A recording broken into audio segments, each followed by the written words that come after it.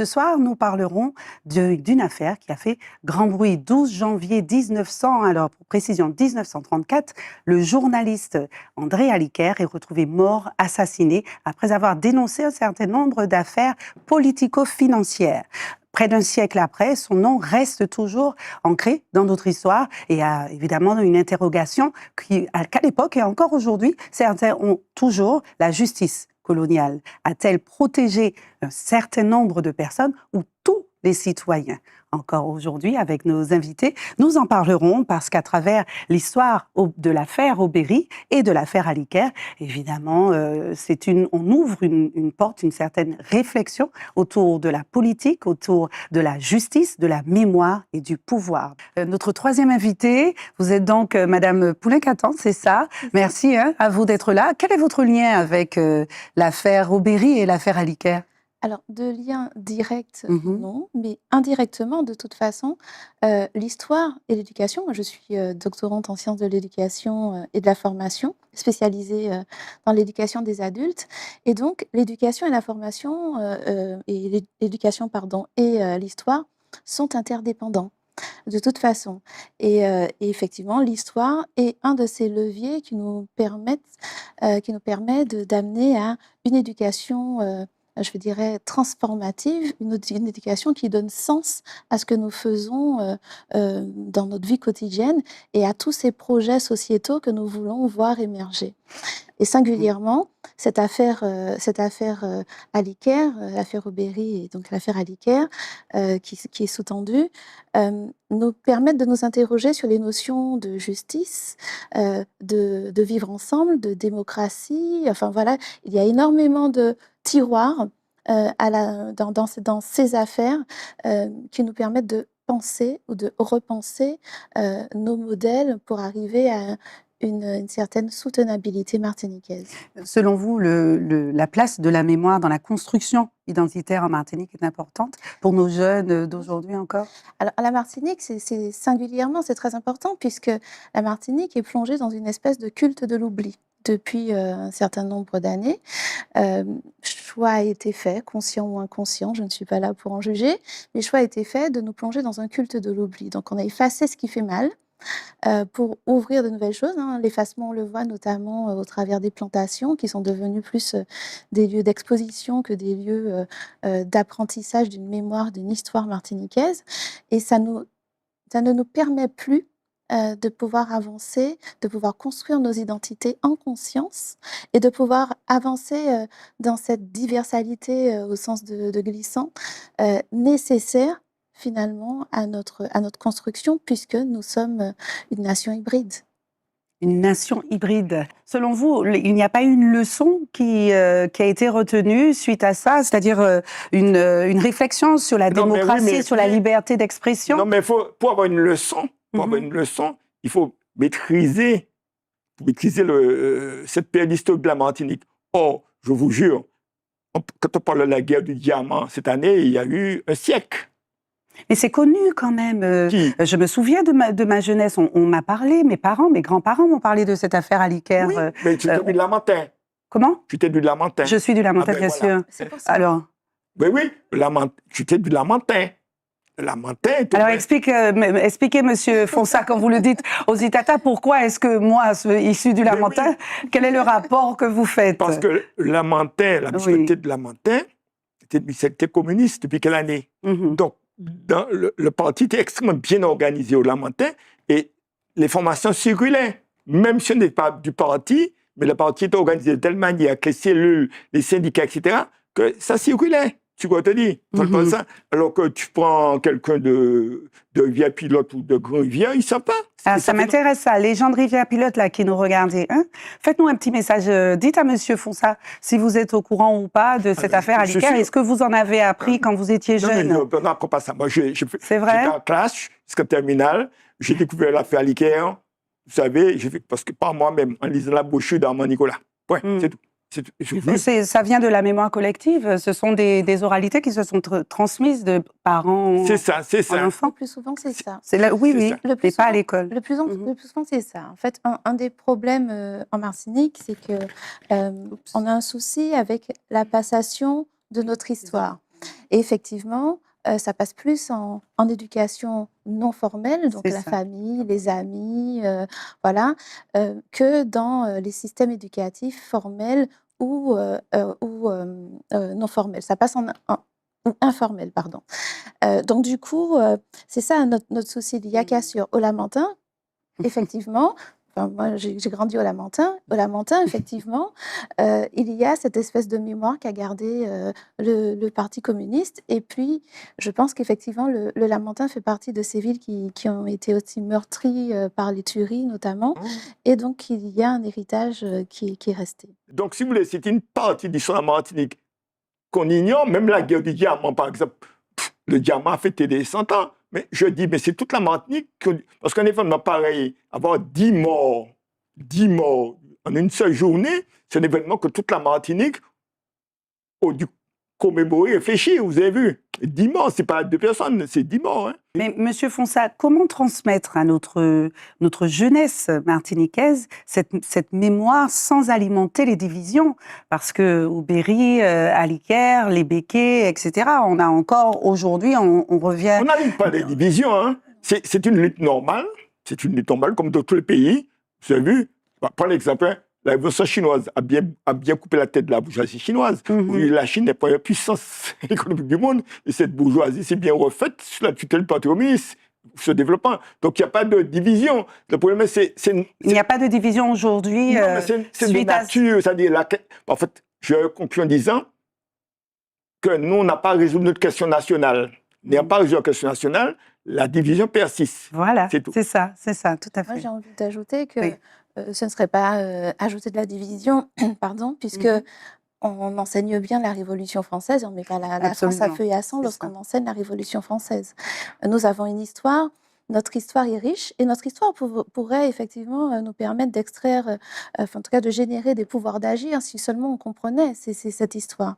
Et peut-être que c'est ce qui ne nous permet pas aujourd'hui d'avancer vers une unité martiniquaise, le fait que les choses soient toujours finalement recouvertes, mises sous le tapis, et jamais éclairées, et jamais expliquées, et jamais comprises. Et donc du coup, comment tirer des enseignements de notre histoire si chaque fois, tout ce qui fait mal, on le met de côté et qu'on n'avance pas avec. C'est ça. Et c'est vrai que l'affaire Aubéry et l'affaire Aliker sont effectivement un bon point de départ pour nous tous pour essayer de comprendre les systèmes de domination, les systèmes de pouvoir, et nous permettrait très certainement d'arriver à des équilibres martiniquais, je dis bien, des équilibres martiniquais dans nos fonctionnements en tout cas.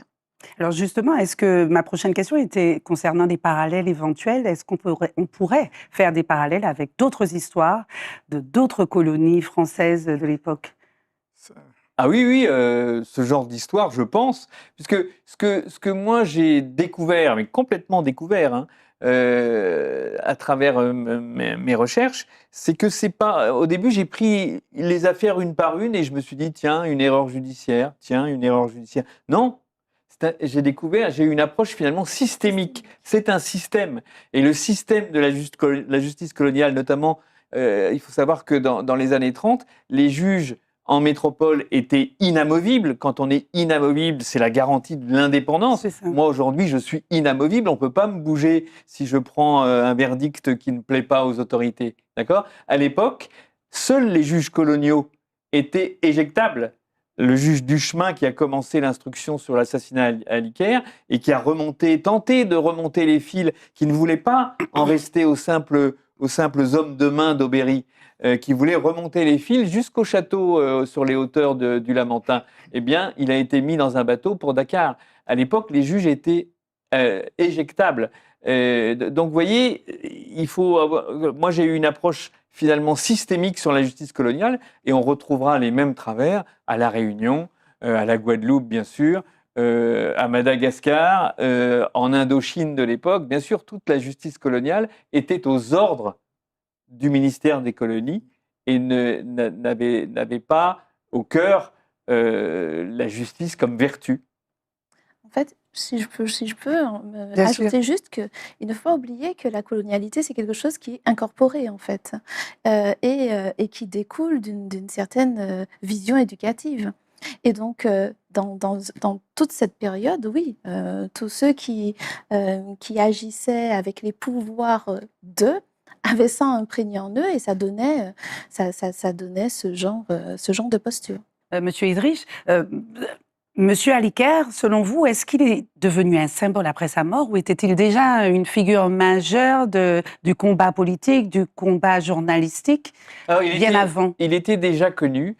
Je vais vous dire comment je l'ai su. C'est que quand on retrouve son corps ligoté et assassiné sur la plage de Font-Bourlet, c'est des gamins qui, à 7 heures du matin, voient ce corps, ce cadavre, qui appellent le géreur de l'habitation qui est pas loin, on appelle les gendarmes, et les gendarmes, il y a déjà un télégramme qui part à la préfecture en disant c'est le journaliste Aliker. Oui. Pourquoi ? Parce que, oui, il était connu, il était courageux, c'était un journaliste d'investigation, il allait sur le terrain rencontrer notamment les charbonnières ou les gens qui animaient des luttes sur le terrain. C'était vraiment un journaliste d'investigation et c'est d'ailleurs la raison pour laquelle j'ai demandé à Edoui Plenel, qui est le pape, j'allais dire, du journalisme d'investigation indépendant, de faire la préface de ce livre. Parce que ce livre, il parle aussi de la liberté de la presse. Et je reviens à votre question. Aliker, il n'était pas du tout prédestiné à être un journaliste révolutionnaire. Il y a une filiation extraordinaire entre Jaurès et Aliker, et j'appelle Aliker le Jaurès martiniquais. Et c'est vrai, si je puis me permettre, que là aussi, le destin d'André Aliker aussi devrait nous amener à nous interroger sur la place, la mission et l'utilité même des médias dans une société qui est empreinte d'habité colonial. Dans l'éducation ? Mais dans la société, plus généralement, l'éducation, oui, mais la société plus généralement et dans toutes les strates de cette société.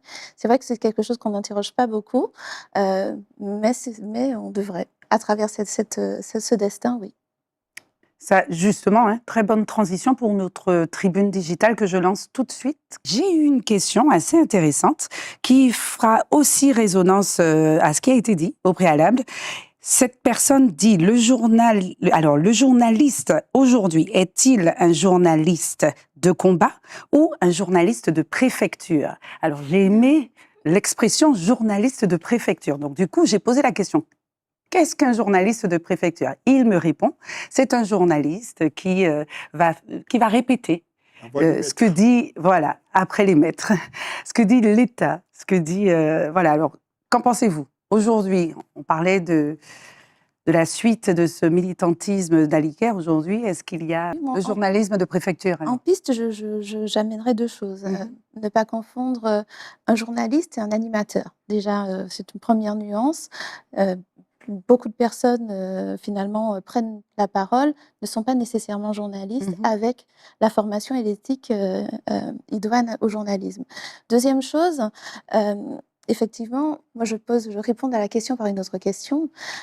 Lorsqu'on est dans un espace d'habité colonial, la presse est-elle libre? Est-elle vraiment libre? C'est une question philosophique, vous avez 4 heures, mais en fait, la presse est-elle vraiment libre sur nos territoires? Peut-on considérer ça? Tant que le fonctionnement sera un fonctionnement découlant et des fois même finalement qui est imprégné fortement d'héritages coloniaux ou de colonialité, est-ce qu'on peut considérer que là, la presse est encore libre? Vous posez la même question que notre téléspectateur, c'est ce qu'il dit en fait. C'est une énorme question. C'est ça, absolument. Mais le problème, je pense, la question est à se poser dans le volontariat. Est-ce volontaire ou est-ce que finalement, est-ce une autocensure volontaire? Est-ce une espèce de suivisme, mise aux ordres, mise comme une injonction? Est-ce volontaire? Il y a plein de choses qu'il faut se poser dans cette question. Il y a plein de choses.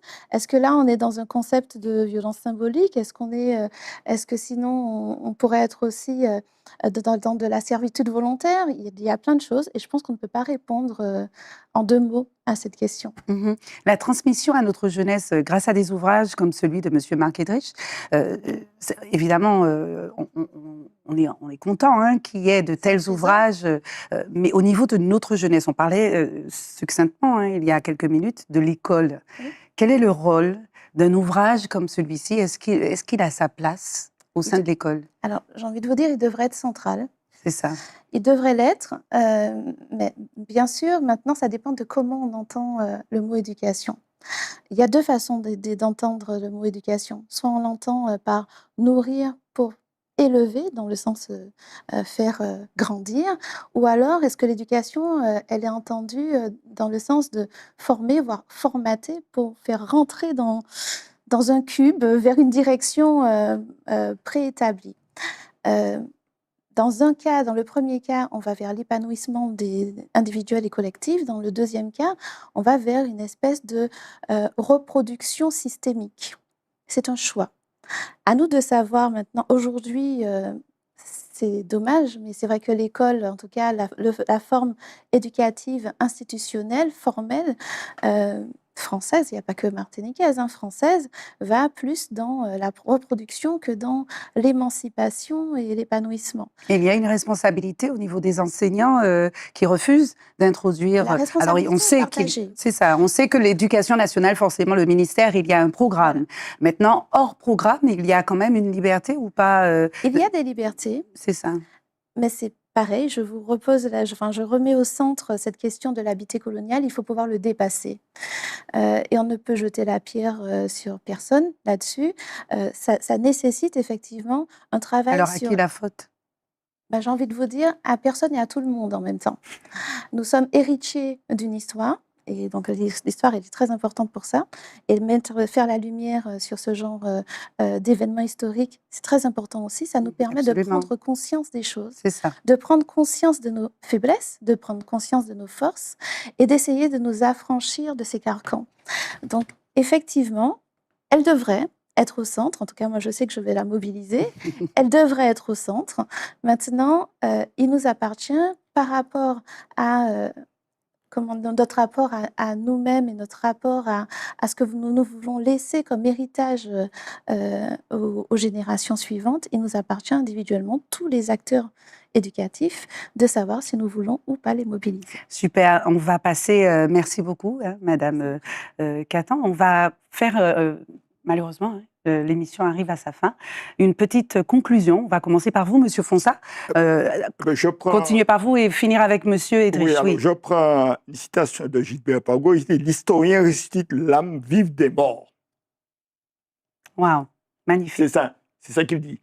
Je prends vraiment courtement, hein, Monsieur Fonsa, je suis vraiment désolée. Un monsieur que peut-être que les gens ne connaissent pas, il s'appelle Ho Chi Minh. Oui. Il dit « Il faut armer les vers de notre temps d'acier ».